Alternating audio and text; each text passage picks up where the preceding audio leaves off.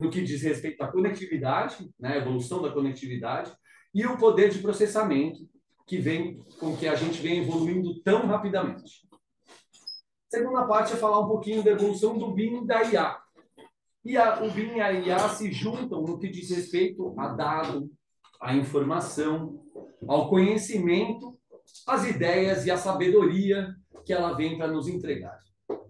E, por fim, vamos falar um pouquinho da IA e do BIM no presente e aonde a gente pode chegar num curto espaço de tempo. Muito bem? Vamos lá. Antes eu vou fazer o seguinte, como é um bate-papo, eu vou tentar ser rápido na apresentação do conteúdo e eu vou disponibilizar para vocês um link para vocês poderem criar as perguntas de vocês em relação aos temas. Então, durante a apresentação e as ideias que forem sendo trocadas, vocês podem acessar e colocar questões para que a gente possa bater um papo bem descontraído e tentar abordar todas as ideias e dúvidas que cada um possa ter. Tá? Então, aqui está o link. Tiago, se puder, talvez só escrever aqui, caso ninguém consiga, a pessoa não consiga enxergar. Fazer de assistente, né? Muito obrigado. É para isso que servem os amigos. Muito bem. Então, vamos lá. Então, acessou o link lá, vai estar o espaço para poder perguntar. Se você gostar de uma pergunta, você pode votar para ela poder ser priorizada. E aí a gente vai discutir os assuntos mais interessantes para todo mundo. Beleza? Vamos lá. Então, a era da informação. Primeira coisa aqui é a gente falar sobre o volume de dados que tem sido apresentados e evoluindo cada vez mais nas últimas décadas, né? Então, vamos começar dos anos 90, onde era a internet de escada. Eu, pessoalmente, entrei na internet em 1995, através de BBS, né? Bulletin Board System, onde você ligava por um modem, ele fazia aquele barulhinho maravilhoso, e aí você falava, nossa, estou na internet. Né? E quando você estava na internet, qualquer coisa que você queria fazer demorava 5 minutos. Ou baixar uma música era 2 horas, né? Se você quisesse fazer isso naquela época. 10 anos depois, a gente tem o início da popularização da banda larga, né? Onde a internet, de fato, passou a se popularizar em grande parte do mundo, aqui no Brasil também, e o 3G também veio para se unir a esse volume de informações. Redes sociais e smartphones também vieram na mesma época. Então, estamos falando de soluções que produzem cada vez mais informação, cada vez mais dados. Eu entrei no Orkut, pelo que eu me lembro, em 2002. Meu primeiro Nokia, acho que foi em 2002 também, mais ou menos na mesma época, que já é considerado um tipo de smartphone. 10 anos depois, 4G, né? Estamos falando de serviços em nuvem, estamos falando de quando o dado foi considerado já o novo petróleo. Quem tem dados tem o poder de ver tendências, tem a informação e tem a sabedoria em cima disso. Então, boa parte das empresas, das big techs, inclusive, passaram a analisar os dados com maior minuciosidade. E isso tem um grande valor versus o comportamento, seja de uma pessoa, de uma comunidade ou de um sistema. Tá? E agora, meados agora, temos o 5G, que veio apoiado na IA e na internet das coisas. Não é nada novidade, mas é a época que está se popularizando. Né? A IA e a IoT já existem há muitos anos, mas é agora que qualquer um de nós aqui pode ter acesso a uma IA ou pode ter acesso a uma automação, seja na sua casa, na sua indústria, e por aí vai. Bom, eu terminei esse slide, mas eu pensei, falei, bom, esse slide não está rico o suficiente, né? Então, eu resolvi fazer uma brincadeira com o ChatGPT. E eu falei, ChatGPT, me fala o volume de dados que foi produzido em cada uma dessas épocas. Eu até pulei os anos 90, porque era tão inexpressivo. E aí ele me trouxe um gráfico, uma tabela com dados, passando de 2000 a 2010 a 2020. Só para a gente dar uma balizada no volume de dados, 1 gigabyte versus 1 exabyte seria uma gota de água numa piscina do tamanho que vocês têm aqui. Então, 1 gigabyte, que é um negócio plausível para nós, em 2000 já tinha 2 exabytes de volume de informação produzidos pela humanidade. E ele foi crescendo exponencialmente a cada uma dessas eras aqui, a cada uma dessas épocas de volume, aumento de volume de transmissão e aumento de capacidade de processamento. ChatGPT me gera um gráfico. Aliás, todo mundo sabe que o ChatGPT gera gráficos. Alguém não sabe que o ChatGPT gera gráfico? Todo mundo sabe? Eu não sabia. Não sabe. Muito bem, depois a gente pode discutir e eu mostro para vocês um pouco como faz. E ele me gerou um gráfico aqui, onde ele pegou aqueles dados e em 2002 e em 2009 ele não me mostrou nada de dados. Em 2014 e 2019 também não fez. E se tem uma coisa muito boa que o ChatGPT faz, é projeções com números, né? Então eu falei, ChatGPT, projeta para mim esses anos que você não tem a informação e faça uma projeção de acordo com as informações que você tem. E lá ele fez uma bela de um gráfico que dá uma visão exponencial, que é o que hoje se entende enquanto tecnologia. Os crescimentos eles são exponenciais, e o ChatGPT, com uma base de dados e um viés futuro, ele consegue fazer essa projeção. Atentos, porque se você der o comando errado para o ChatGPT, ele também não vai contar certo. Se você falar projetar ou calcular, para ele é diferente. Tá certo? Então, são pontos importantes na hora do uso da tecnologia, vocês dominarem os comandos que você deve usar com a inteligência artificial. Isso é fundamental. Legal, então temos até 2022 o volume de dados em 90 zettabytes. Aí pega o exabytes lá e para o zettabyte é a mesma proporção do giga para o hexa. Ok? Então, de novo, é uma pontinha d'água dentro de uma piscina. Aí, pesquisando um pouco na internet, 2030 teremos o 6G. E o 6G dizem que será 100 vezes mais veloz do que o 5G. Já viram que o 5G agora tudo já é instantâneo, quando você está no seu celular fazendo um meet em casa ou numa reunião. Que não tem 5G. Ainda. Desculpa. Quer dizer, não sei, Deus aqui em Taubaté eu acho que talvez não tenha conectado, mas enfim, você percebe que não há latência. Basicamente, é tudo imediato a transmissão desses dados, né? Então eu falei, ChatGPT, me faça uma simulação de crescimento de dados até 2030. E aí ele triplicou o volume de dados possíveis até 2022. Olha só o índice de crescimento que a gente está vendo. Mas aí vamos fazer um exercício mais interessante ainda com o ChatGPT e falar, ChatGPT, me projeta até 2050, levando em consideração que em 2030 tem 6G. E ele conhece o que o 6G pode ser capaz de produzir.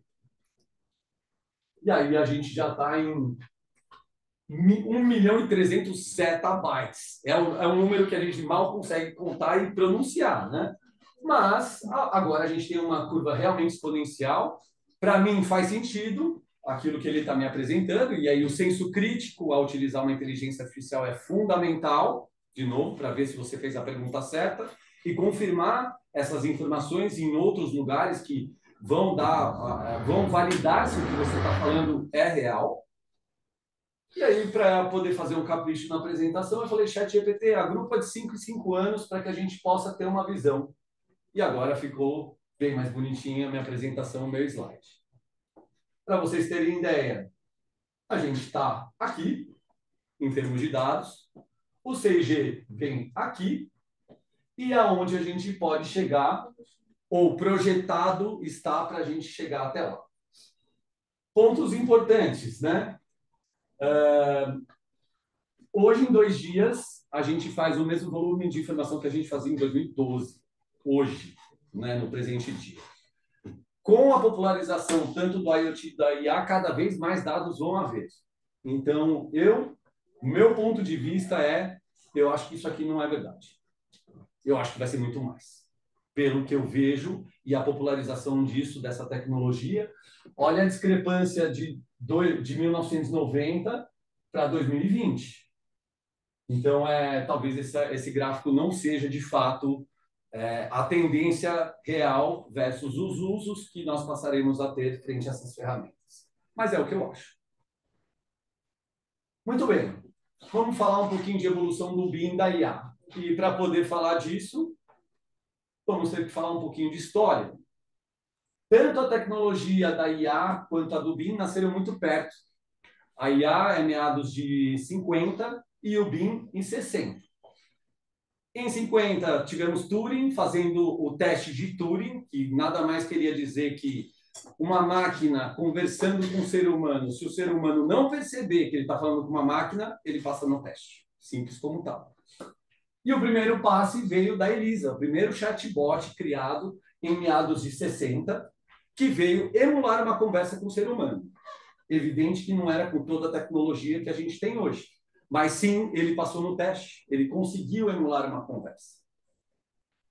Jogando a bola para o BIM e deixando um grande hiato de tempo aqui, mas é que não teve nenhum evento para nós, meros mortais, e sim estava no meio acadêmico uma série de teorias e evoluções que aconteceram nesse intervalo. Só que o que vem de importante para uma empresa que pratica engenharia? AutoCAD. 1982, AutoCAD vem aí para poder mudar a vida dos engenheiros e arquitetos. E, aliás, boa parte aqui potencialmente usa AutoCAD até hoje. Estou certo ou não? Muito provavelmente. É uma tecnologia que perdura e vem evoluindo de ano após ano, mas ela também vai ter sua data de fim, porque vai ser substituída por uma nova. O termo BIM foi praticado a primeira vez na literatura científica em 1985, só que ele já havia sido o conceito em 1960. Então, a tecnologia, olha a velocidade que ela estava evoluindo de lá para cá. Em 1995, não sei o quanto vocês gostam de xadrez, mas Kasparov, que era o jogador imbatível no xadrez, perdeu para o Deep Blue. E aí, eu, pelo menos, fiquei atônito. Eu nunca fui um super jogador de xadrez, mas eu ganhava no fácil e no médio, às vezes, eu ganhava. Agora ele ganhou do nível hard, o nível hard bateu no melhor jogador de xadrez de todos os tempos. Pouco depois, aí veio a implementação da IA em jogos. Eu acredito que boa parte de vocês aqui deve ter experiências com jogos de... Eu, pessoalmente, SimCity, Civilization, jogos de simulação, sempre gostei muito. E ali, nesses meados, era onde, de fato, estavam sendo adotados algoritmos, simulações e tudo que tem uma correlação com a IA que a gente conhece hoje. E, por outro lado, 2000, Revit. Revit que veio justamente a ferramenta para poder revolucionar o ambiente onde se fazia arquitetura e engenharia em 2D e passamos agora a ter a possibilidade de fazer em 3D. Meu ponto de vista é que tem uma correlação da época dos jogos, daquilo que eu vi enquanto jovem adolescente, para os projetistas e engenheiros que estavam tendo a oportunidade de ter conhecimento em Revit. E eles utilizam de muitas tecnologias similares. Então, fizemos no laboratório para os jogos, para as crianças, mas também já jogamos para a geração que já estava praticando isso no dia a dia. Então, tem uma relação entre elas. Em 2011, 2012, veio a primeira aplicação de inteligência artificial comercial, que seria o IBM Watson. IBM Watson, para vocês terem uma ideia, qualquer empresa que quisesse fazer um projeto no Watson, era milhões de dólares para ele poder brincar de fazer reconhecimento facial, de fazer simulação, de prever potenciais problemas. Somente grandes players tinham a condição de fazer isso. O que acontece hoje? A gente tem o ChatGPT que vem aí para popularizar essa tecnologia que custava milhões, agora está na mão de qualquer um de nós, ou no free, que já é uma grande evolução, mas o pago, R$100 por mês, vou falar para vocês que não há como se arrepender do potencial que ele pode te entregar. A parte de colaboração dentro da construção, que é um dos pilares do BIM, ela veio o primeiro projeto em 2013, apoiado pelos ingleses, onde eles começaram a definir o sistema, que é o CDE, que é o Ambiente Comum de Dados, onde se trabalha colaborativamente, várias disciplinas juntas e permitindo que se trabalhe conflitos, evitar que as disciplinas criem problemas entre si. Né? E de lá para cá vem somente evoluindo. No Brasil, em 2019, veio um decreto federal que obriga, normatiza a adoção do BIM na construção civil. Né? Ou seja, e com um plano de adoção no BIM que vai até 2027, salvo me engano. Outro marco, a nova lei de licitações, quando a gente for trabalhar para governo, já está dito que a partir de 2022, 2023, governo só pode contratar em BIM. Isso quer dizer o quê? que nós estamos sendo empurrados a trabalhar por necessidade. O governo está normatizando e pedindo. Todo mundo tem que estar capacitado, né? A gente sabe que isso é um grande desafio, mas é o governo fazendo o seu papel de fazer com que a população e as empresas adotem. Só que a gente está vendo, o BIM já tem normativa. E a IA? A IA também vai precisar de normativa. Ela tem vários problemas no sentido ético, no sentido de viés, no sentido de tratamento.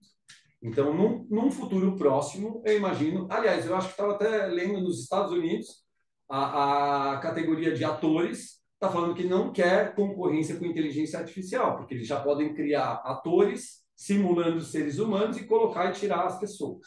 Então, lá já está tendo esse... O governo já está tendo que se mexer para normatizar a adoção da inteligência artificial. Aqui, vamos descobrir quando vai ser. Muito bem. Andando um pouquinho agora no nosso presente, né? Então, estamos falando de ChatGPT. ChatGPT da OpenAI, que foi empurrada pela Microsoft. A Microsoft já investiu um pouco mais de $1 bilhão e tem um planejamento de 10 bilhões nos próximos 10 anos. O Bard, que é a tecnologia do Google, que também é um chat, né? Tem o mesmo propósito, mas existem as suas nuances de tecnologia. E eu levo a atenção para o Llama da Meta. O que difere uma delas? OpenAI e Google é código fechado. Ou seja, qualquer pessoa que conheça a leitura de código e queira analisar não tem acesso a ele. A Llama ela já disponibiliza no modelo open source. O que isso quer dizer? Que eu, como um desenvolvedor, se eu quiser entender o que está escrito nessa máquina de aprender, que é uma IA, eu consigo lá ler, consigo fazer uma aplicação comercial e estender o seu funcionamento.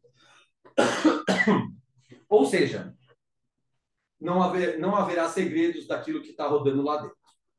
Em contraponto, né, a Amazon também já está aqui há muito tempo, não sei quantos de vocês têm Alexa, então a gente está falando que chat é coisa nova. Ele já está implícito na vida e, aliás, quem tem TV Samsung já tem um Alexa dentro da sua TV, né? Todo mundo, eu imagino que já saiba disso. Grandes resultados do ChatGPT. Ele passou em mais de 6 exames de formação acadêmica de medicina, oftalmologia e direito nos Estados Unidos. Stanford, sobretudo, que é uma das mais difíceis, um dos exames mais complexos, ela passou com 72% de aproveitamento.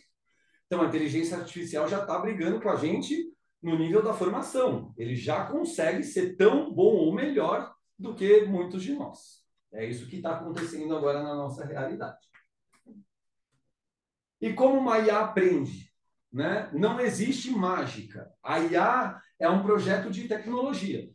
E aí o projeto de tecnologia envolve o quê? Coletar dados, pode ser do seu GPS, pode ser de uma foto, pode ser de um sistema, de um site, da rede social, de onde for. Depois, existe uma etapa de preparação de dados, ou seja, um cientista de dados preparado, ele vai pegar aqueles dados, vai normalizar, vai categorizar, vai tirar os estranhos desse ninho, porque vem informação que são inconsistentes. Então, tem uma preparação. O ser humano passa por lá para poder fazer esse tuning de informações.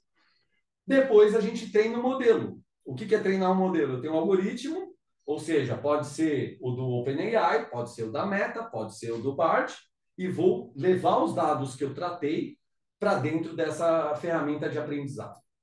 E, por fim, a gente tem o teste e avaliação se está correspondendo e se está validando. Ou seja, não tem IA auto-preparada que se autoalimenta e auto-faz tudo. Não, nós estamos, seres humanos, envolvidos nesse projeto. Tá certo? Nós o apoiamos a evoluir, e não ele evolui sozinho, basicamente. E como o ChatGPT aprende? Ele utiliza os 3 modelos mais importantes que tem de aprendizado. Ele obtém dados de várias fontes, sites, internets, livros digitais e tudo mais. Ele passa por um tuning, ou seja, um refinamento, onde especialistas vão falar com o ChatGPT, eu sou especialista de medicina. Eu vou falar para ele, pergunta-resposta, pergunta-resposta, pergunta-resposta de alta qualidade, onde eu, como especialista, estou treinando a máquina com as melhores perguntas e melhores respostas. E a última etapa Um outro grupo de especialistas, ele vai pegar e vai testar as perguntas e respostas e vai começar a dar nota. Essa pergunta foi boa, essa não foi. E assim ele vai fazendo, nada mais é do que criando o peso das perguntas e das respostas dentro da IA. Então, olha só toda a etapa que teve para poder chegar até o ChatGPT. E por que o ChatGPT ele parou em 2022, a última versão em cima de dados? Porque demora muito tempo para poder chegar nesse resultado. Não é rápido, tão rápido quanto se imagina ou se parece discutindo aí sobre esse tema. E aí hoje a gente está na nova corrida do ouro. Eu falo nova porque está aparecendo IAs para todos os gostos, todos os tipos, né? Se você olhar ali, tem de produtividade, vídeo, marketing, chatbot, design. E eu trago aqui para vocês um site que chama There is an AI for That, que tem mais de 8.000 IAs catalogadas e todo dia aparece uma nova. Então, estamos todos indo atrás da IA para um determinado tipo de negócio. É isso que está acontecendo hoje no mercado global e, por que não, aqui conosco, aqui no Brasil. Vamos mudar um pouquinho agora da IA para o BIM. O que é o BIM? É a construção digital de um empreendimento. Basicamente, é uma maquete digital antes de você construir. E ele passa por 4 fases, né? Do planejamento, onde eu estou fazendo o projeto e eu estou colaborando com as equipes. Do projeto, onde eu estou coordenando e federando os modelos, ou seja, evitando clashes, evitando contatos entre uma disciplina e a outra. Eu estou gerenciando conflito, eu vou gerenciar cronograma, eu vou gerenciar custo, eu vou fazer quantitativos para poder fazer meu orçamento. Na construção, eu faço a gestão daquilo que eu planejei no cronograma, seja as minhas datas, meu sequenciamento, uso de materiais, a qualidade daquilo que está sendo utilizado e garantir que eu tenho segurança no meu canteiro. Então, o que eu estou fortalecendo? Eu estou evitando que a construção tenha paradas. Eu estou fazendo com que a construção seja mais efetiva dentro desse contexto. E na operação, basicamente, a manutenção e o ciclo de vida. Depois você constrói um empreendimento, ele tem mais 50 anos de vida, ou, dependendo do tipo de empreendimento, podendo até ter mais. O que eu quero dizer com isso? Que durante o planejamento você está colocando uma série de dados e informações. Depois, no projeto e na construção, você está ganhando conhecimento sobre aquele empreendimento.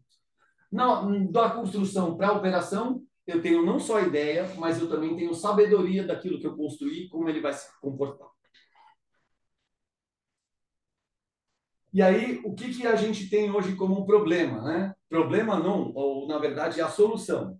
Durante o design, o custo da mudança é baixo, porque eu ainda não pus nada de pé, eu não pus tijolo, eu não cavei, eu não fiz viga.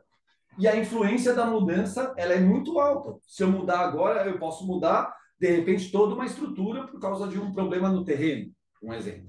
Então, quanto mais tempo eu demorar para poder decidir uma mudança, maior vai ser o custo durante essas 4 etapas da construção.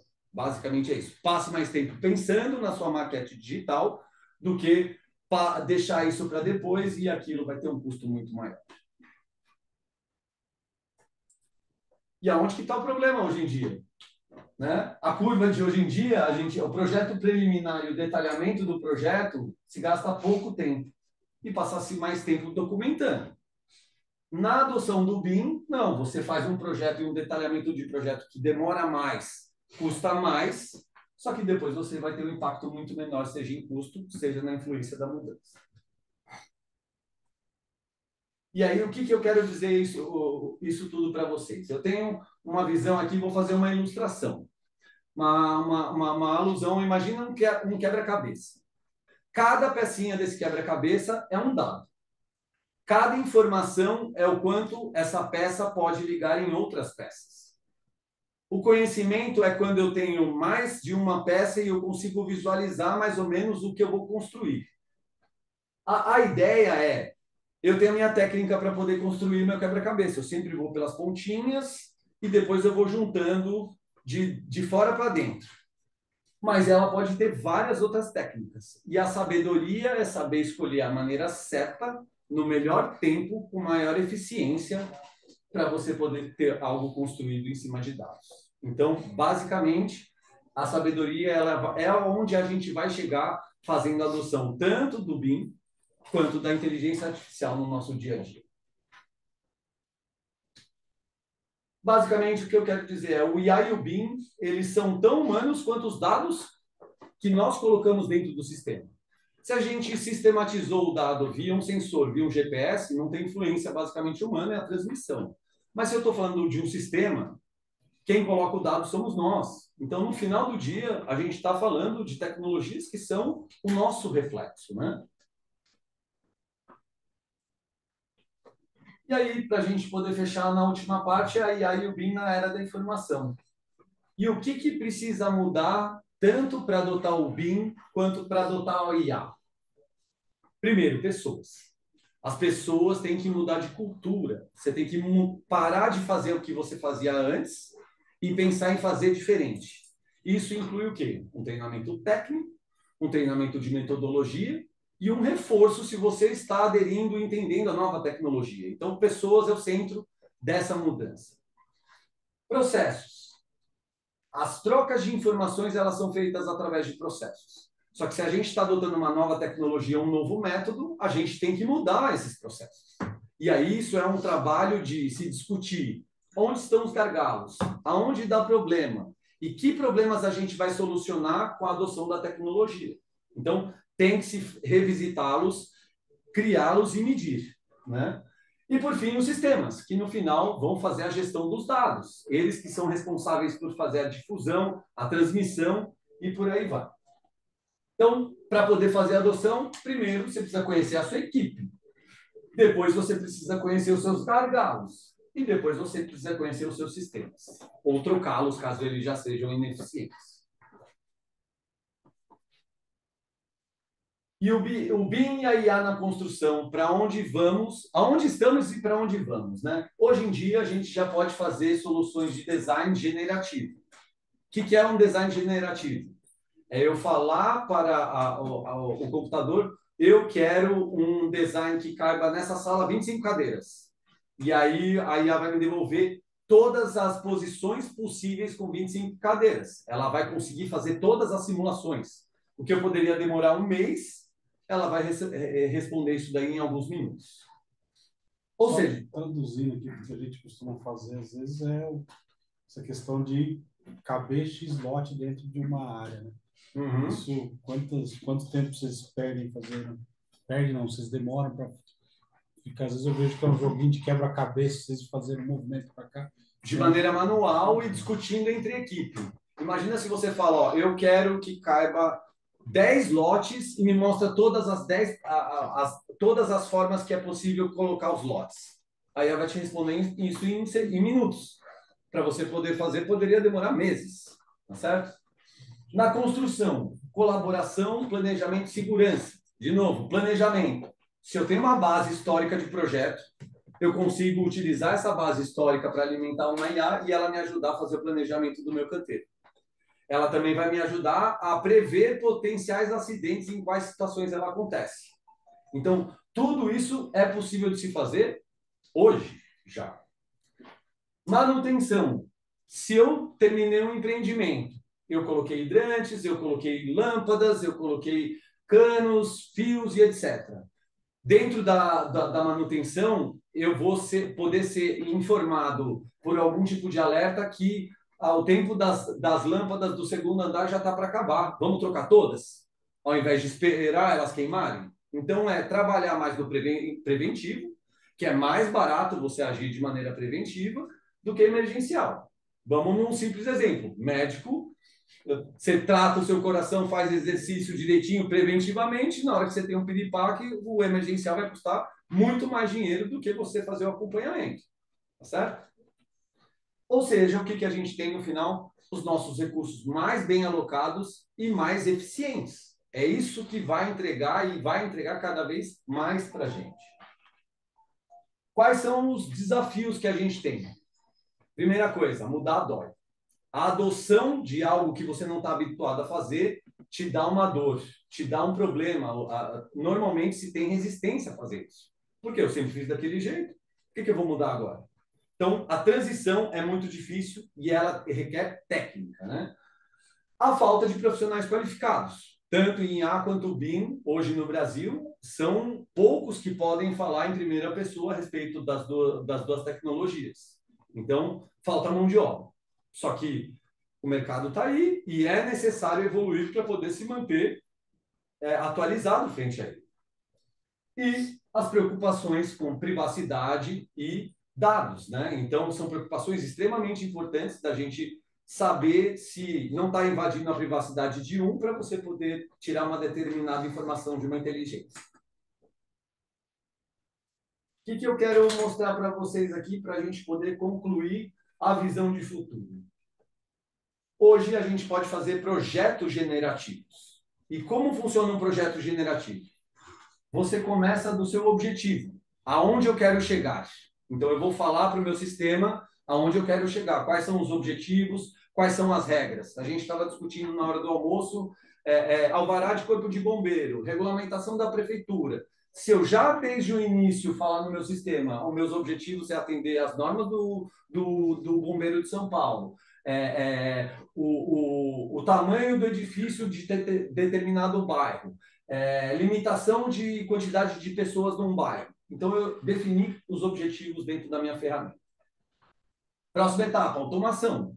Quais são as regras que vão ser utilizadas para poder construir esse objetivo? Então, tem uma parte de código, tem que ter desenvolvimento ou mesmo ferramentas previamente criadas para que você passe os parâmetros, ou seja, eu quero que dentro desse prédio o quarto seja o mais fresco possível, ele fique em torno de 25 graus.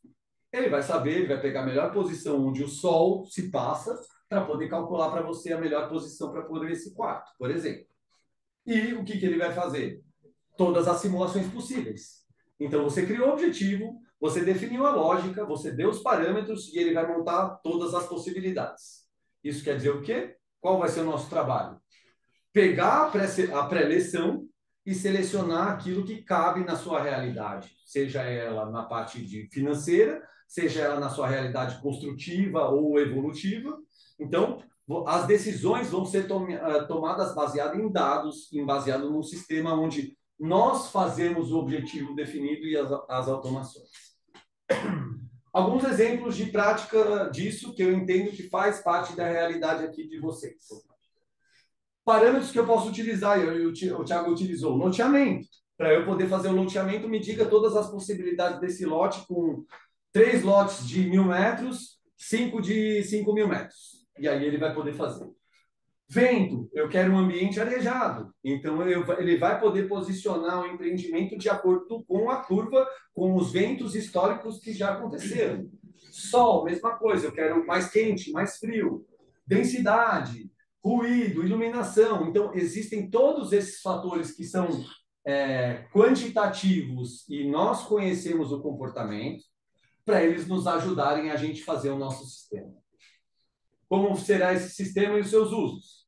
Podemos usar isso em projetos de estrutura, podemos utilizar em planejamento de uma obra, na drenagem de terreno, no loteamento, na arquitetura de interiores e em projetos pré-fabricados, ou seja, uma construção otimizada. Galera, para encerrar e a gente ir para o final aí discutindo um pouquinho sobre as dúvidas e a conversa que vocês quiserem participar, a revolução da IA não é sobre sermos substituídos, mas sim da gente fazer pessoas mais informadas terem tempo para pensar e tomarem as decisões certas. Muito bem, era isso que eu tinha para poder falar para vocês. Vocês conseguiram colocar questões dentro da nossa ferramenta? Temos um anônimo aqui. Deixa eu ver. Cientista de dados, analista de dados, engenheiro de dados são as profissões do momento e cada vez mais necessárias. Você vê um aumento cada vez maior por um melhor gerenciamento e uso de dados que são gerados? Extremamente pertinente. O que a gente está falando é um cientista de dados, ele é um profissional extremamente capaz de lidar com eles. Só que se a fonte dos dados que forem colocados no sistema tiverem algum tipo de viés, o seu sistema vai ser enviesado e ele não vai ser preciso. Então, a origem, a qualidade, a segurança, a privacidade são pontos que estão cada vez mais altos para a gente poder montar novas inteligências, novos copilotos, né? Porque no final, no meu entendimento, as IAs vêm para nos assistir e nos potencializar, e não para substituir. Agora, uma coisa é fato. Muitas coisas que são repetitivas vão sair, vão sumir simplesmente. Seja por automação, seja por uma resposta mais rápida. Só que outras mais vão aparecer para a gente poder fazer. E aí a gente tem que estar pronto para quê? Para mudar. Basicamente é isso. E aí as oportunidades para esse tipo de profissional, para vocês terem uma ideia, eu estava lendo que cientistas de dados têm cargos até de 35, 40 mil reais mensais, como um profissional. Então, é a questão de querer mudar e se preparar para a mudança. Né? Não precisa estar só aí, né? Se alguém quiser fazer. Exato. Não, eu utilizei isso aqui, vocês não gostaram da ideia. Eu já vi que eu vou tirar isso. Sem equipamento, né? Poderia ter sido um QR Code, mas, pessoal, agora eu deixo aberto aí para vocês colocarem questões, para que a gente possa debater um pouco. Seu nome? Paulo. Quem faz essa curadoria, assim, tipo, para a gente confiar de fato se essa informação tem relevância, tem lastro, tipo, dá para a gente confiar para onde colocar no projeto ou não? Tem alguém que regulamenta? A regulamentação, ela basicamente não existe. Hoje o que tem são áreas especializadas dentro das empresas que tratam isso. O quão confiante você sente numa resposta do ChatGPT? Se você conhece a informação que ele está mencionando, você pode até ter uma autoridade para poder julgar. Mas se você não conhece, você tem que fazer double, triplo check. Porque uma experiência que eu pude ter aí depois de eu estou usando o ChatGPT desde que lançou no final do ano passado e abri para o 4 para poder ver mais o potencial ainda da ferramenta. O que eu percebi? Se você perguntar na ordem diferente, ele vai dar um resultado diferente. Se você seguir na mesma linha de raciocínio, ele sempre vai te responder igual. Então, depende de que informação você dá para ele para poder julgar em cima disso. Agora, a veracidade, ela é individual de se checar. Não tem alguém que normatize, que garante que aquele dado que está lá não é enviesado, não foi mal colocado ou mal pré-julgado.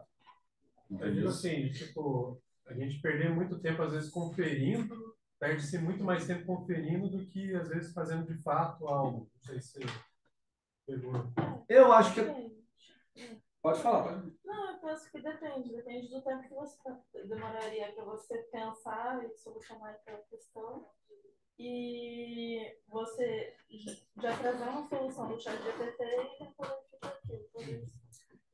Na verdade, antes de fazer a pergunta, qual é o meu objetivo com a pergunta, né? Primeiro eu tenho que saber, de novo, a gente está voltando de como fazer a análise em cima. Primeiro eu tenho que saber que objetivo eu quero chegar, para depois eu saber como perguntar e onde validar. Então, a etapa da reflexão do processo de validar, ela vai te tomar um tempinho no início, mas depois você vai ter um processo mais redondo em cima disso. Eu também acho que depende do uso, né? Como eu falou, o objetivo. A gente pode falar aqui no caso nosso de escrita. Você tem uma síndrome da folha em branco, que é o grande problema. Você olhar para aquilo e falar, como eu começo a escrever? Muitas vezes você coloca lá um negócio, o ChatGPT vai te devolver, né? Especificamente o ChatGPT, vai te dar um negócio, você vai pegar, você vai alterar ele inteiro. Mas o simples fato de você não estar com a folha em branco mais já te adianta um belo sai da inércia. Sai da inércia. Ou mesmo tem algumas no nosso workshop a gente apresentou uma lá que lê o documento e você faz uma pergunta e ela responde para você e pinta lá onde é que está a questão. Só que você não tem que ficar lendo 15 vezes o negócio, às vezes você vai ficar focado ali naquele trecho para tentar entender melhor sobre uma legislação, sobre um plano diretor, ou sobre o que quer que seja, isso às vezes já acelera o processo. A realidade é que ela não... estava conversando até com outras pessoas e eles falam, o meu problema é que vai criar uma geração de pessoas que não pensam. Ele não veio para substituir o nosso pensamento. É para aumentar. É para te dar uma visão maior, você ter mais tempo para pensar ao invés de ficar estruturando mecanicamente. Eu vou usar um exemplo importante. Eu estava fazendo, a gente fez um clash detection de uma construção que na equipe adotando o BIM. E no Clash vieram 300 linhas com todo mundo escrevendo, o Clash foi esse, aconteceu isso, interferência em um e outro, e cada um escrevendo do seu jeito. Eu peguei aquela amostra de dados, joguei no ChatGPT, eu falei, ChatGPT, classifica para mim as melhores maneiras em relação ao que está escrito aqui. Ele criou não só 3 dimensões diferentes de classificação, como ele ainda sugeriu, olha, todo mundo que está mencionando tal coisa, tira, e aliás, na classificação de vocês está faltando isso, isso, isso. Porque ele já tem a visão, vamos dizer, didática e de conhecimento. Só que se você der dados para ele poder avaliar, pode ter certeza que se eu fizesse essa análise por mim, ia demorar 2 semanas. Eu voltei com esse relatório no dia seguinte já estava na mesa e todo mundo falou, nossa, o que você fez? Eu falei, eu não fiz nada, eu apenas perguntei certo para quem pode me responder com maior precisão. A questão que você mostrou aí como chama, construção generativa. Uhum. Uma pergunta, quanto tempo se demora para a gente ficar ali no quebra-cabeça do lote? Se for uma área super bacana, quadradinha, eu acho que o dia inteiro se é uma área grande. Quadradinha. Só que como a maioria... Refaz, apaga, refaz, aí precisa passar a rua, refaz. Então, a ferramenta generativa... Tem várias possibilidades já prontas, né? Você coloca exatamente o mapa, você fala os seus requisitos, eu quero tantos lotes assim, tantos assado, e ele vai montar para você 100 possibilidades. E aí você vai lá olhar as possibilidades e falar qual que é a de melhor ganho para você que conhece o cliente que vai comprar. Aí você vai usar o seu tempo para pensar na resolução do problema e não nas possibilidades. Já encaixar o viés de venda, de mercado. Né? Essa parte dessa já existe solução pronta? Já existe, isso já funciona, né? É uma ferramenta onde ela é acoplada dentro de soluções que fazem o 3D, que fazem o terreno, e você integra ela e faz o desenvolvimento da regra de negócio. Eu mostrei ali o algoritmo. Depois você vai ter uma telinha para poder brincar com a quantidade de terreno, você fica só medindo para cima e para baixo.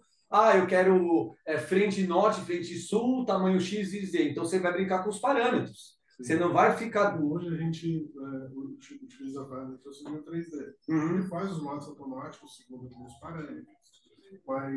Mas nem sempre ele faz transforma em irregular. Ele também dá uma pensada errada. E uma por vez. Você tenta essa quadra, deu certo, ok. Se não tem outra quadra, deu errado, apaga. Mas é a tentativa e erro. E não é olhar qual é a melhor opção. Você não consegue ver qual que é a melhor. Sim. Ou todas que existem. Você tem que tentar, não funcionou e você vai, é muito tempo. Sim. Né? Então, no final, ele poderia te acelerar muito uma visão generativa dessa. Exato. Entendeu?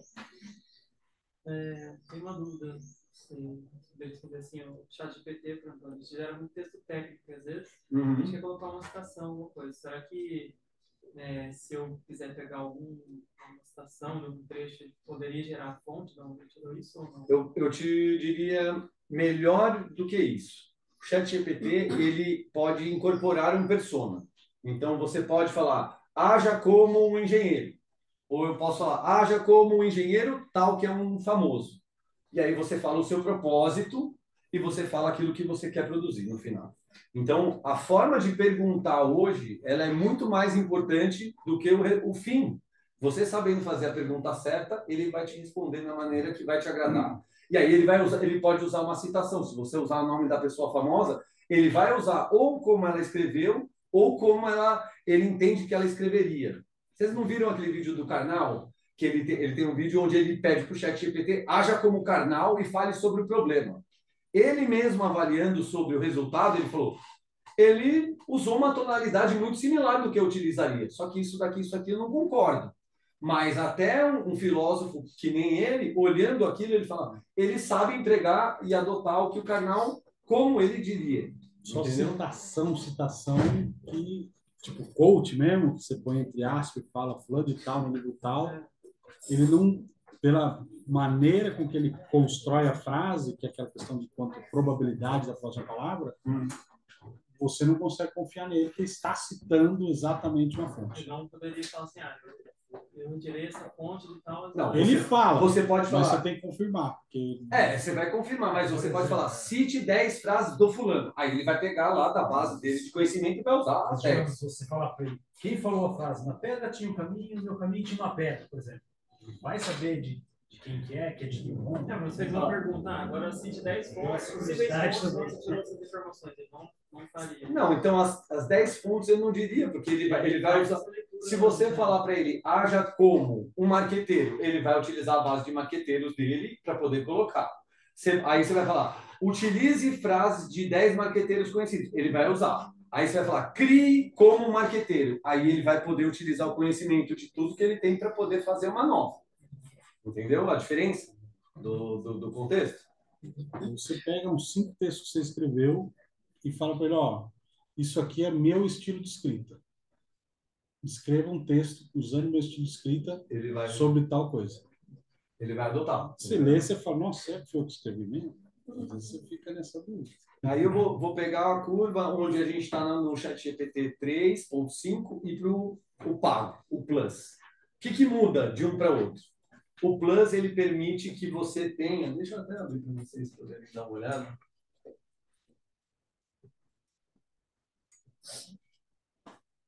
O Plus, ele vai habilitar umas funções que são muito importantes, no meu ponto de vista, que fazem toda a diferença. Bom, ChatGPT 4, e ele tem a pesquisa padrão. Só que eu posso utilizar o ChatGPT 4 para buscar informações da internet, ou seja, ele usa o Bling e ele pega informação de ontem, de hoje. Antes achava que não podia. Sim, pode, no 4 pode.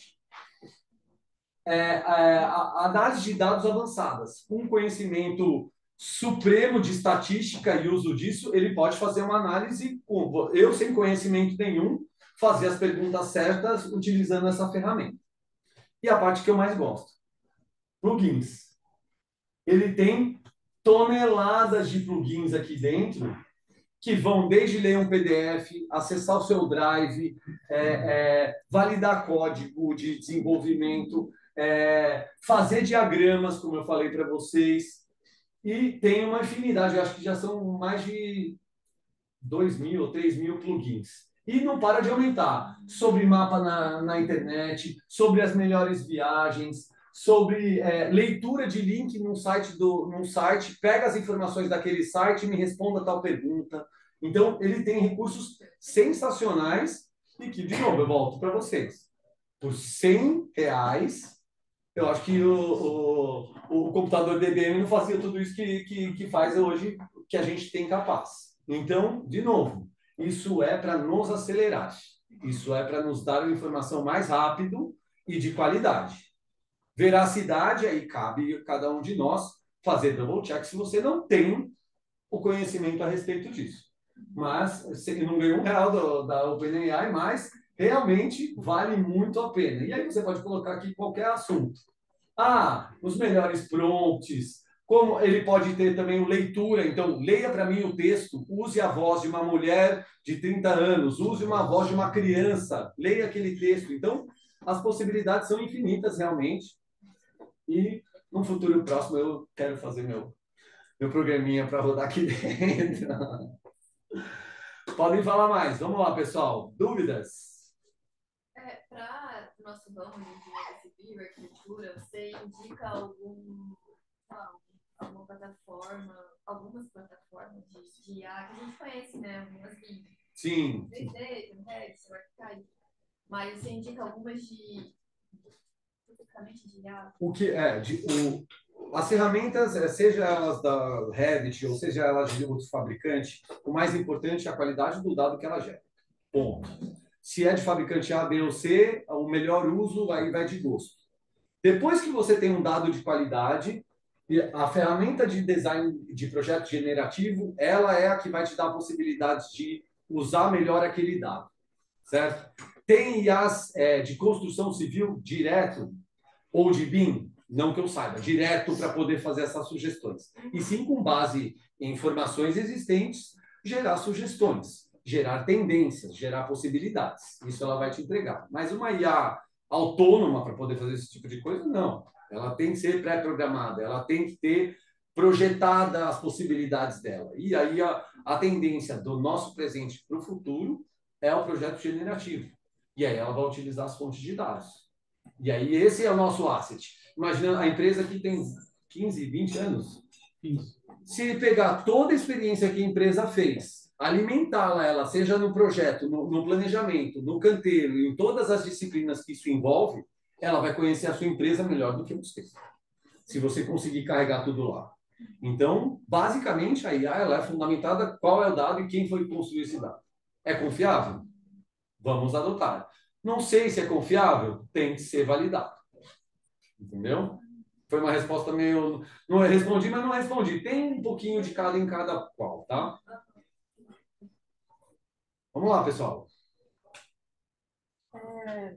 Eu estava pensando na quantidade de dados que vão ser gerados no futuro. Você falou que a crescente é exponencial. Uhum.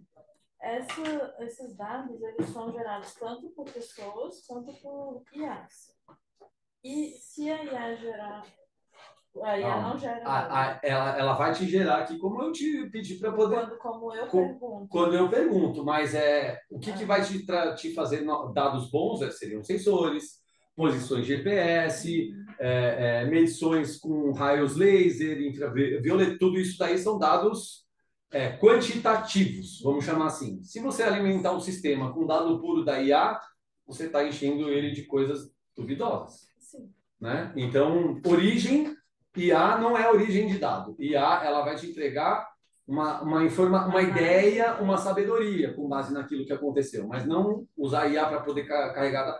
Se fosse, vocês já viram um aspiradorzinho que fica andando em casa lá autônomo? Ele fica lá, ele aprende todo o mapa da sua casa, inclusive ele dá isso daí para a Amazon, né? E depois que ele conhece toda a sua casa, ele é o mais eficiente possível, ele conhece a sua casa melhor do que você. Agora, o dado que ela manda é para a Amazon usar para poder te fazer ofertas dentro do marketplace deles. Entendeu? O propósito dele não é só limpar sua casa, isso daí é o commodity dela. Não, você não vai ter trabalho mais agora. Mas, na verdade, ela está vendendo essa informação para fora. Sim, mas eu penso na questão da veracidade dessa informação, porque a quantidade de dados vai ser cada vez maior. Sim. E aí mesmo que você procure essa informação na internet, não dá para mais ter certeza se essa informação é verídica ou não, né? Porque tem tantas pessoas indo para o caminho ruim quanto sim. E aí você vai. Qual que é a pergunta? Quem pôs o dado? Quem é que está escrevendo a respeito disso? É o Thiago? É o Ian? Entendeu? Aí vai ser... Quem é a origem do dado? Quem é a fonte? Isso é o lastro da confiabilidade. Uma dúvida, não sei se você sabe, agora eu não pensei.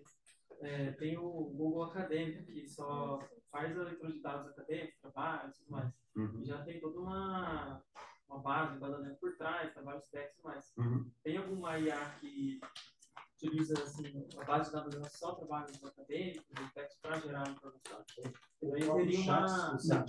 Na verdade, eu vou usar um exemplo bom e real.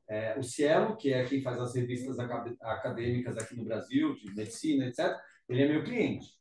Eu estava iniciando com eles um projeto de fazer um marketplace para poder fazer serviços acadêmicos. O projeto acabou porque eles falaram, vamos desenvolver a nossa IA para poder validar. E aí ele vai também ter proteção contra uso de dados indevidos, saber se tem plágio, e aí ele pensa em uma série de fatores que podem resolver o problema dele. Entendeu? Então, já está sendo desenvolvida, pelo menos os grandes revistas e pontos de conhecimento acadêmico, para poder detectar plágio, para poder detectar se você não está colocando um assunto totalmente fora do que é uma disciplina que se coloca lá dentro. Então, assim, o meio acadêmico também está ficando tão inteligente nesse nível, pode ter certeza, que, aliás, eles começaram bem antes que a gente aqui. Então, eles, com certeza, estão com essa visão mais a fundo. E eu acho legal outra coisa falar que, às vezes, a gente pensa numa ideia, vamos dizer, para cá, que a gente precisaria usar uma inteligência artificial, e fala, puta, mas isso aqui deve ser muito complexo para se desenvolver. Você desenvolveu um chatbot lá, que você estava falando, em 2 semanas? Em 2 semanas a gente pegou... Aí eu usei um dos preceitos que eu falei, perguntas e respostas clássicas, peguei uma engine open source, de novo, não tive que desenvolver aquilo, peguei aquilo que já existe e eu poderia manipular, carreguei para dentro, em 2 semanas eu tinha perguntas e respostas inteligentes, certo? Que aprende consigo mesmo também. Então, hoje a velocidade para poder se desenvolver ferramentas desse cunho não é demorado e isso daqui não é tecnologia pura. Ele é tecnologia como meio e o negócio como fundamento. Quem conhece do negócio é quem vai poder direcionar e auxiliar no treinamento. TI vai ajudar, olha, os dados estão bons, vamos qualificar direitinho, vamos trabalhar eles para poder fazer a carga. Mas hoje, o projeto de IA, ele tem que estar implícito dentro das empresas. Quem não fizer, vai ficar para trás. Isso daí é fato. E qual vai ser o tempo? Essa é a pergunta de ouro. Se fizer essa pergunta para a IA, eu não sei o que ele responderia agora. Mas vai fazer uma diferença competitiva absurda. As pessoas saberem utilizar e a empresa tirar atividades operacionais, manuais, repetitivas dos seus colaboradores para que o pessoal passe mais tempo pensando na melhor forma. Bom? Então, pelo que você está falando, compensa mais investir em pessoas ficarem mais instruídas do que necessariamente um sistema tão bom assim. Ou uma coisa tem que andar lado a lado. Mais instruídas em pensar em coisas, o sistema, em pensar diferente, em não em pensar fazendo sempre igual. Pensar sempre fazendo igual ou ação repetitiva vão sair dos nossos trabalhos num futuro bem próximo. Então, ensinar pessoas a fazerem as boas perguntas, definir bons objetivos, esse é o desafio. Seja ele no ambiente corporativo e seja ele até mesmo na escola dos nossos filhos. As crianças hoje, ainda a maior parte dos ensinos é a mesma do industrial. Decore. Acabou a época da decoreba. A decoreba já está aqui, você já tem a melhor base de conhecimento do mundo. Agora a gente tem que ensinar as pessoas a perguntar, a terem ética, a entender o que é privacidade. Esse é o ensinamento do futuro, esse é o conhecimento do futuro. Né? E a gente, como empresa, pensar hoje, vamos dizer assim, aqui dentro, como que algumas coisas a gente faz? A gente olha algum processo que está custando aí dinheiro, pessoa, tempo de alguém, fala, putz, isso aqui eu vou pôr um sistema aqui para resolver isso. Vamos dar exemplo do último sistema, que foi o negócio dos carros que a gente implementou. Tá? A gente nunca conseguia fazer um controle direito, ficava aquela fichinha lá que eu nem sei se todo mundo preencheu ou não. E aí falou, ó, gente, o custo disso aqui para mim está valendo a pena eu trazer um software para isso. Imagina que isso é a mesma coisa que a gente vai ter que fazer com a inteligência artificial. Então, vamos voltando esse exemplo aí do desenho. Puta, um sistema, um loteamento nosso, a gente demora, com sorte, um dia, mas vamos aumentar isso para ficar mais legal. Uns 3 dias para sair uma solução redondinha, perfeita. A parte do desenvolvimento toma mais tempo do projeto inteiro. Não, você imagina se a gente conseguir tirar a parte que não é... Quebra-sal. É você ficar testando, ajustando. Pô, imagina você falar isso e vir 10 opções, você fala, puta, essa aqui é a melhor, vamos trabalhar em cima disso, e aí a gente pensa em todo o resto em cima disso. E o pulo de entender onde melhorar é conhecer bem os seus processos, os seus gargalos, quanto custa, quanto tempo demora, o que pode me inferir no meu dia a dia. Aí você vai conseguir priorizar. Por onde começar? Geralmente você vai por onde tem mais dor, para poder estancar aquele sangramento, você automatiza. E não adianta também fazer tudo de uma vez, né? Vamos resolver um problema, valida, testa. Funcionou? Tá do jeito que a gente quer? Não. Faz de novo, valida, testa. Resolveu, aí você vai migrando para vários outros. Aqui eu vi que vocês têm várias áreas, cada área poderia tentar buscar um problema para poder resolver. E ao menos o Thiago que vai ficar cheio de problema para resolver. Mas é um problema, bom. Na verdade, que a provocação toda é isso. A gente, a inovação, que é o que vai fazer a empresa continuar evoluindo, não dá para ser a responsabilidade de um ou dois. Não, é de todos. Quem é o que você está trazendo? Quem tem conhecimento da dor, do que a gente gasta mais tempo, é cada pessoa, é o cara que está projetando. Então, por isso que quando a gente fala, tem uma IA para isso? Puta, se não tem, às vezes aí tá aí vamos fazer, espaço, vamos fazer. Não tem porque as pessoas que estão nessa área não estão sentindo a dor, mas se a gente... Se é uma dor de vocês, vale o projeto, vale fazer um grupo de trabalho, discutir, examinar esse problema existe, todo mundo de acordo? Vamos trabalhar para poder... Eu acredito que uma ferramenta como essa, nem que ela não desenhasse dentro do software, a gente usa para fazer o projeto em si. É só para ela dar as opções e listado. Não, eu tenho até vídeos aqui separados depois, não sei se é o momento de mostrar um vídeo para todo o fórum, mas eu tenho várias opções, seja ela para a parte de arquitetura, para de engenharia e para de canteiro. E a da engenharia fala dessa parte de loteamento, sim, que você vê todas as opções e você vai... Já viu o Minority Report? Isso eu não quero, isso eu não quero, isso eu não quero, vai ficar aquilo. O Thiago tá aí? Dá tempo dele rodar um vídeo? Já deu a hora? Tá, eu tenho um... Você já livre não está aqui? Vamos lá. Vai, né? Beleza, Thiago. Obrigado, cara. A gente volta a se falar aí.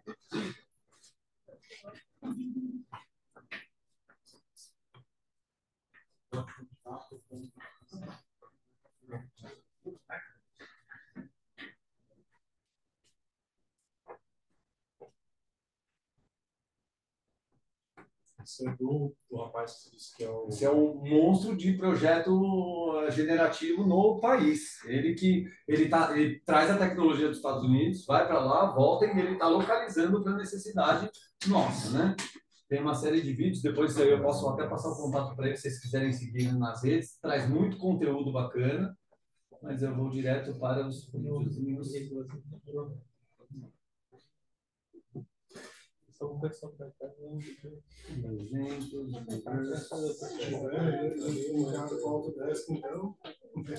que foi? Se esse link estiver linkado com o Autodesk. Sim, não. Então a ferramenta aqui chama Dynamo. Você já ouviu falar do Dynamo? É com ele que faz isso. É com ele que faz isso. Tudo que eu... Isso que parece imagem. Vocês têm a IC? A IC é o Collection? Quem tem aqui tem, ou vocês têm as específicas? Tem uma. Tem uma Collection? Então deve ter lá o Dynamo. Você já tem a licença. Você já tem a licença. Então, é exemplo de arquitetura, exemplo de engenharia e exemplo de construção. Exemplo de construção, de guindaste. Esse é de garagem.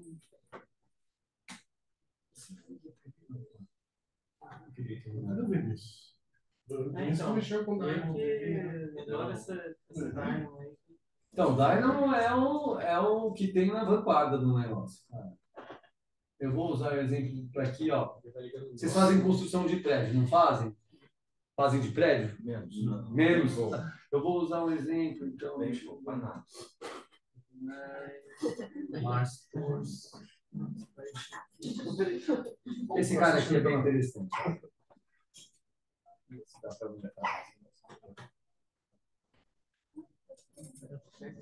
Não sei se vai ter som, galera. Pode dar uma melhorada. Ó, lembra que eu falei do design generativo? Você tem os parâmetros do negócio, né? O que ele está vendo? Onde posicionar os guindastes para ele ser o mais produtivo frente a todos os materiais que são coletados dentro do canteiro. Então, ele tem toda a modelagem de parâmetros, então é uma programação, né? Ele não vai te cuspir isso direto, você tem que programar ele. Você vai fazendo as definições dos objetivos. Eu quero conseguir ser mais eficiente subindo os prédios do que levando os materiais. Ou eu quero fazer primeiro todas as estruturas do que tal coisa. Então, você está dando os objetivos para ele. Depois você tem todas as áreas do parâmetro, né? O que você vai querer dentro dessa opção? Qual posição é a melhor indicada para ele ficar para eu ter esse resultado? E aí ele vai testar todas as possibilidades. Esse daqui não tem um vídeo, o som aqui. Esse daqui não tem um exemplo disso. Então, aqui essa apresentação é... tá aqui. Aí ele não está sem som. Vamos ver.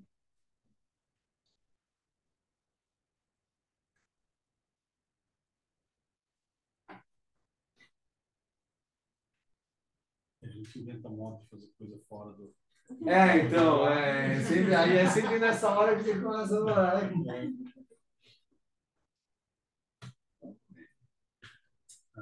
Vou usar um exemplo mais clássico aqui que eu já tinha separado. Vai? Não vou pegar esses que eu não tinha. Você não foi de loteamento? Então, do loteamento era um daqueles lá. Não Mas está embaixo? Vai para baixo. Ó, Civil 3D, Space Maker. Vamos lá, ó, eu acho que é esse daqui. Esse daqui é de possibilidade de terreno, mas ele não tem um fundo de voz. Engraçado.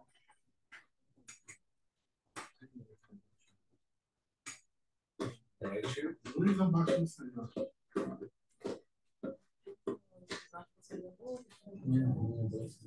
Esse daqui, otimização de torres residenciais. Não. Esse aqui é Country Wall Systems Optimization.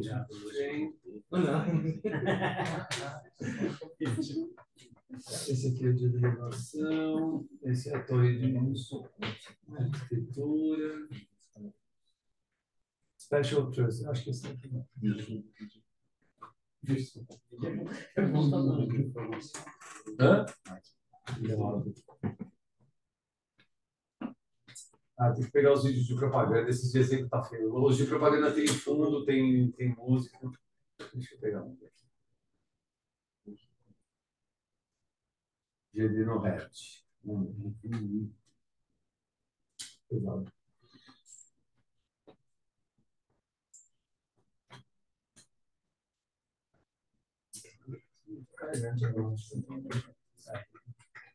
Internet também, Wi-Fi. Então é isso. É pesado demais esse cara. Né? Eu vou pegar um vídeo leve aqui só para a gente olhar umas. Mas ele é compatível somente com programas da Autodesk? Mas é possível trazer dados de fora. Sim, é possível trazer dados em contrário, de fora para usar em produtos Autodesk. Isso, você pode trazer ele em formato universal para poder ser interpretado aqui. É possível, sim.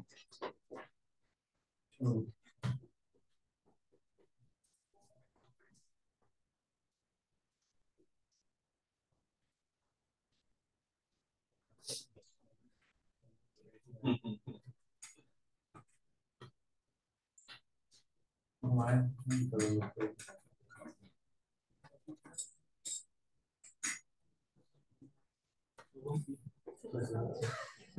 Ele não está carregando nem para PT. Eu separo uns vídeos, eu olho para a realidade da parte de terreno e mando para vocês e separo aí uma biblioteca para vocês poderem ver, mas não está carregando aqui, infelizmente, essa apresentação.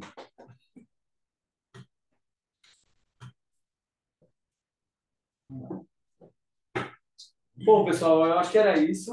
Eu agradeço aí enormemente o tempo de vocês. Peço aí para o Thiago talvez centralizar um feedback aí para mim, quem quiser dar um feedback da apresentação, o que vocês acharam, vai ser um enorme prazer aí poder ver a leitura e o que vocês acharam do assunto. E ótimo feriado a todos.